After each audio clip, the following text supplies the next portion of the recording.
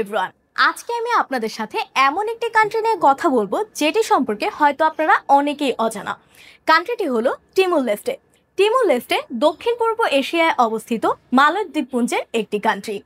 এর পশ্চিমে রয়েছে ইন্দোনেশিয়া, উত্তরে রয়েছে তিমুর সাগর এবং দক্ষিণে অস্ট্রেলিয়ার নিকটবর্তী অংশ। এবং একই সাথে জানতে পারছেন তিমুর লেস্টের রাজধানী দিল্লিতে অবস্থিত বিশ্ববিদ্যালয়ে ভর্তি হওয়ার এবং এমবিবিএস প্রোগ্রাম করার যাবতীয় সকল তথ্য।